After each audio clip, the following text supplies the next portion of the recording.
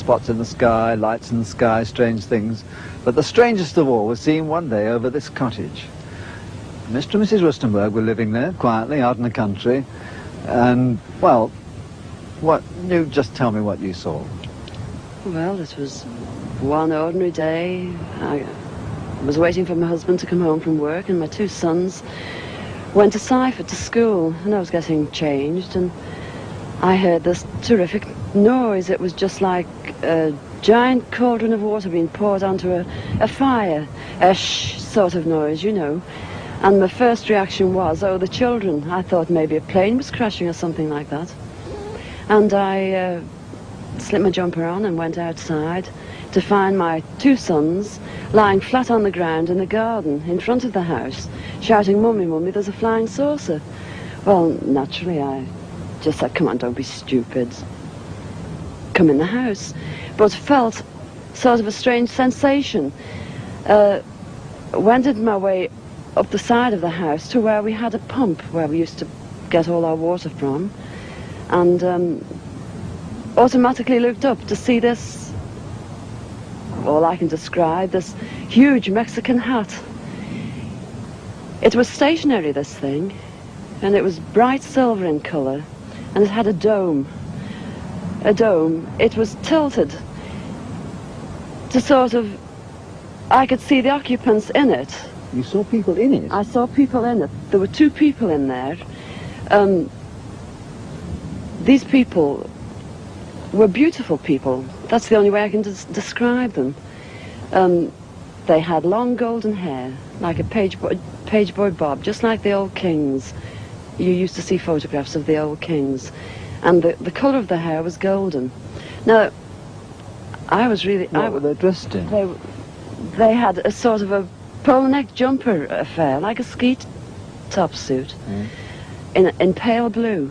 Now, these people weren't sat behind, one behind the other. They were sat together, but this, whatever it was tilted so that I could see them and they could see me. Were you looking at them through windows, through portholes, or what? No, not portholes. It was just sort of like a cockpit, I suppose, that had this perspex or glass or whatever it was. They could see me anyway, and I could see them.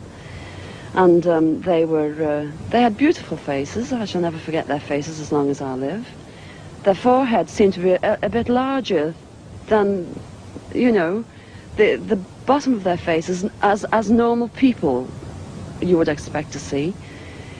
But maybe this was just whatever they had round their heads, which was like a transparent fishbowl. And they just looked, and I was absolutely paralytic with fear. I couldn't move, although my mind was ticking over. And they looked so sympathetic that I was just mesmerized for what seemed to be, ages, but it could have only been seconds.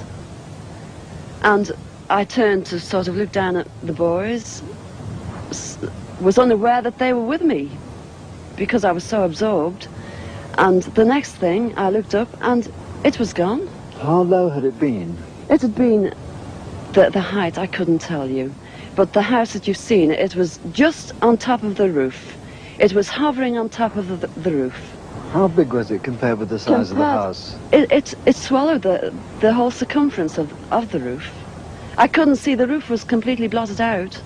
The chimneys I couldn't see. All I could see was this massive object that I described as like a Mexican hat without the bubbles. And then it flew away sideways or upwards? No, I didn't see. I just looked up and it had gone.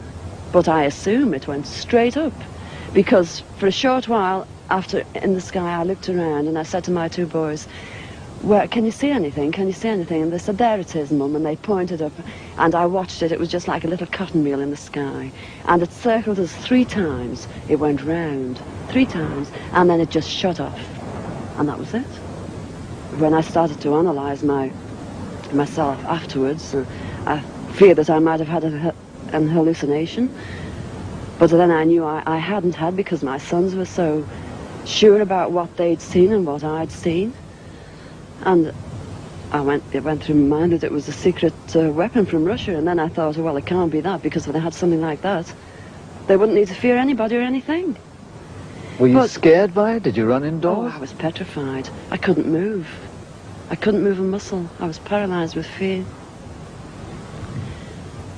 But now I wouldn't be. Because now, when I look back, you know, I think, what an amazing thing to have happened, and for me to have seen it. And when your husband came home, where were you? Well, when my husband came home from the office, I was locked in the house with my children, under a big kitchen table that we were using. Under the table? Under the table, yes. It's funny now when I look back, you know, it sounds absolutely ridiculous, but this is the truth. This happened. And that's it. We were ridiculed. It was very embarrassing at the time, and people, they possibly thought, oh, she's a nutter. But, you know, who cares? This is something that happened to me, and I'm a practically minded person, and that's it.